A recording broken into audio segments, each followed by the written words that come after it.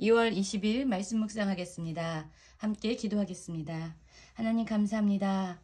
우리의 삶에 하나님을 참된 주인으로 모시고 하나님의 마음으로 우리에게 붙여주신 사람들을 향한 긍휼의 심령으로 은혜를 베풀며 살아가는 주의 백성들 되게 하여 주시옵소서. 예수님 이름으로 기도했습니다. 아멘. 오늘의 말씀은 누가복음 16장 14절에서 31절까지의 말씀입니다. 말씀을 함께 살펴보시기 전에 개인적으로 말씀을 꼭 읽으시고 묵상하는 시간 가지시기 바랍니다. 16장 14절입니다. 바리새인들은 돈을 좋아하는 자들이라 이 모든 것을 듣고 비웃거늘 이라는 말씀으로 시작하고 있습니다. 이 모든 것, 예수님께서 말씀하신 불의한 청지기의 비유를 듣고 있었습니다. 하나님을 주인이라고 하지만 실상 자신이 주인이 되어 하나님이 주신 돈을 마음대로 사용하고 있는 사람들을 향한 경고였죠. 그리고 예수님은 말씀하셨습니다. 하나님과 재물을 겸하여 섬길 수 없다라고 말씀하셨죠. 이 이야기를 듣고 있었던 바리새인들은요, 돈을 좋아하는 자들이라 라고 정의 내려지고 있습니다. 실상 바리새인들은요, 종교적인 많은 규율과 종교적인 관습을 철저하게 지키면서 율법적으로 하나님의 말씀을 엄격하게 지키는 자들이었습니다. 적어도 그들의 겉모습은 그렇게 보였죠. 그러나 사실 그들의 마음을 들여다보면 그들은 돈을 좋아하는 탐심과 탐욕에 가득 찬 사람들이었습니다. 그런데 이 사람들이요, 예수님의 모든 비유의 말씀을 듣고 예수님의 가르침을 듣고 비웃었다라고 얘기합니다. 예수님의 관점을, 예수님의 가르침을 비웃은 것은 그들의 오만과 그들의 교만 때문이었습니다. 그러자 예수님께서 말씀하십니다. 너희는 사람 앞에서 스스로 옳다 하는 자들이나 너희 마음을 하나님께서 아시나니 사람 중에 높임을 받는 그것은 하나님 앞에 미움을 받는 것이라 라고 말씀하고 있죠. 이 바리새인들은요, 하나님의 관점으로 옳다 인정을 받는 자들이 아니라 사람들 앞에서 스스로 자신의 관점으로 볼 때 스스로를 옳다 여기는 자칭 의로운 자들이었습니다. 그리고 실상 눈에 보여지는 것만 볼 수 있는 사람들의 관점에서 볼 때 이들은 정말로 의로운 사람들처럼 보였습니다. 그러나 돈을 좋아하고 탐심과 탐욕을 좋아하고 사람들의 인정받기를 좋아하는 이 사람들의 마음을 하나님께서는 아셨다라고 얘기하고 있습니다. 또한 예수님은 지속적으로 말씀합니다. 율법과 선지자는 요한의 때까지요. 그 후부터는 하나님 나라의 복음이 전파되어 사람마다 그리로 침입하느니라. 무슨 말씀입니까, 여러분?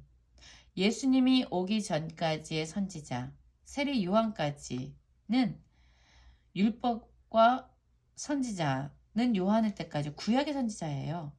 그러나 이 요한 이후에 예수 그리스도가 이 땅에 오심으로 말미암아 하나님의 나라가 도래되어진 거지요.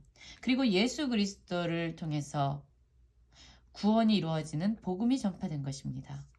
그리고 이 예수 그리스도를 알고 믿는 자들, 그들은 이제 하나님의 나라로 들어가는 그런 자들이 되었죠. 예수 그리스도를 통해서 하나님 나라가 이 땅에 임하여지게 되었고 많은 사람들은 예수 그리스도를 통하여 하나님 나라에 들어가게 된 것입니다.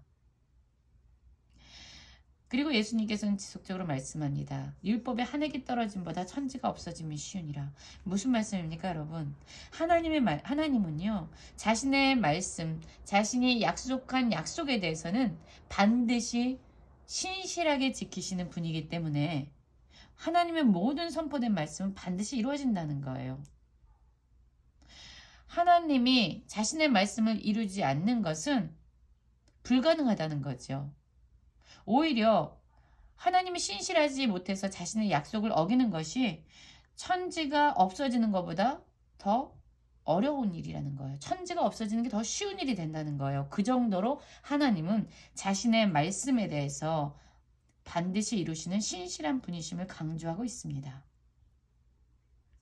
그래서 하나님의 관점으로 보는 이 간음이 어떤 건지, 사람들의 관점에서 보면 그냥 그렇게 할 수 있어 라고 죄라고 인식하지 않은 부분 역시도 하나님은 철저하게 간음이 무엇인지를 이야기하십니다. 겉으로만 하나님을 속일 수 없다는 겁니다.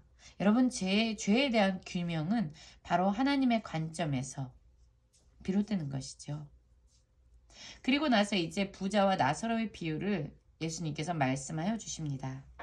한 부자가 있어 자색옷과 고운 베옷을 입고 날마다 호화롭게 즐기더라. 그런데 나사로라 이름하는 한 거지가 헌데 투성이로 그의 대문 앞에 벌어진 채 부자의 상에서 떨어지는 것으로 배불리려 하며 심지어 개들이 와서 그 헌대를 핥더라 라는 말씀으로 비유의 말씀을 시작하죠. 그렇습니다. 이 비유에 등장하는 사람은 두 사람입니다. 부자와 나사로라 하는 거지입니다. 이 나사로라는 이름의 뜻은요, 하나님이 도우신다라는 뜻이에요.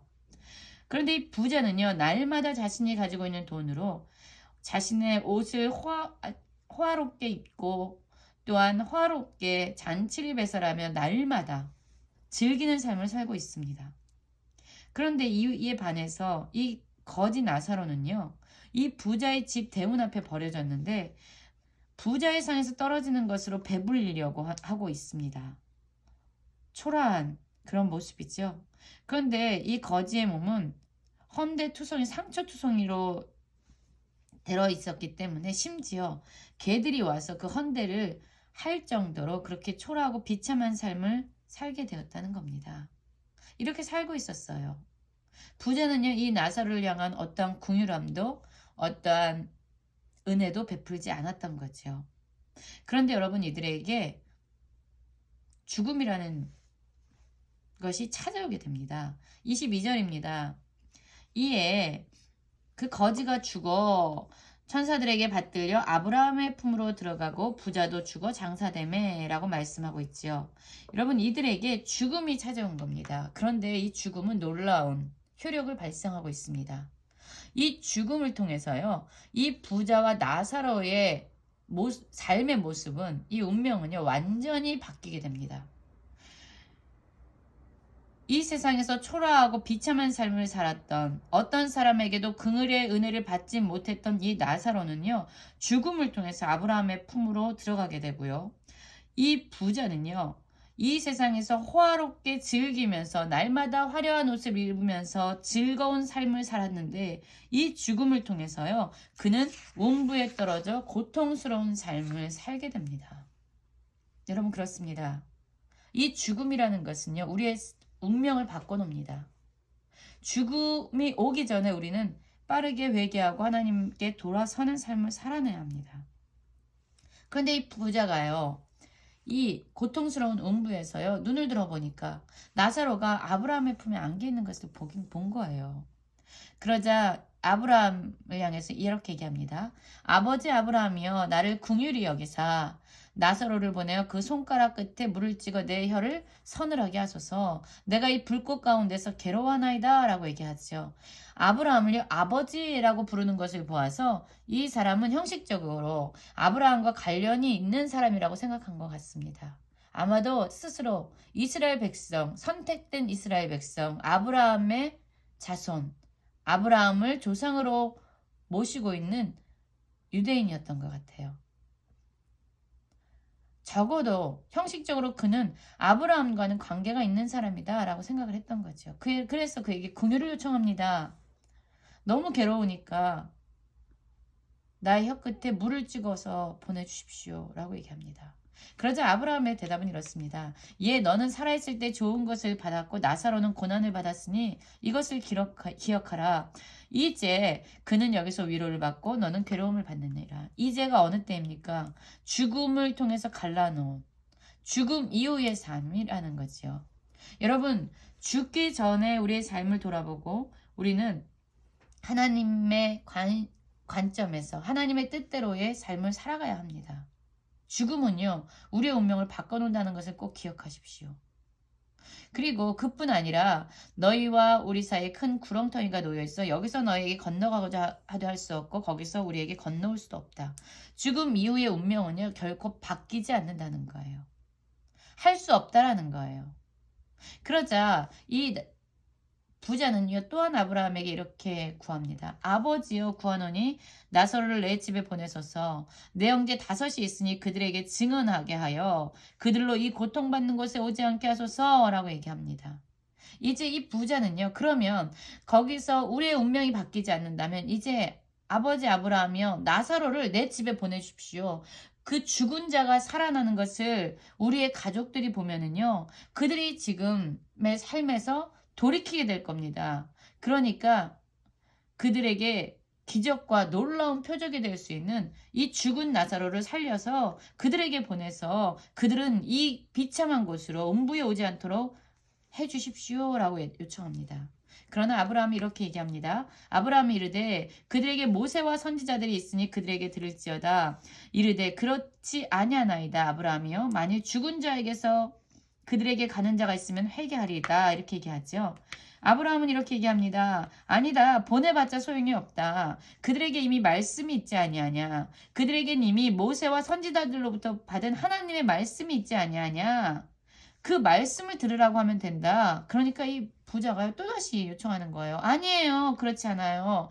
죽은 자가 다시 살아나서 그들에게 가면 그들은 회개할 겁니다. 라고 얘기합니다. 그러나 아브라함은 이렇게 얘기하죠. 모세와 선지자들에게 듣지 아니하면 비록 죽은 자 가운데서 살아나는 자가 있을지라도 권함을 받지 아니하리라. 이미 하나님의 말씀이 주어졌고 모세와 선지자들을 통해서 하나님의 말씀이 선포되는데 그 말씀을 듣지 않는 자라면 죽은 자가 살아나서 찾아가는 어떤 기적과 어떠한 표적에도 반응하지 않는 자가 될 것이다. 라고 얘기하죠. 여러분 우리에게 어떠한 도전이 됩니까? 지금 우리에게도 말씀이 있어요.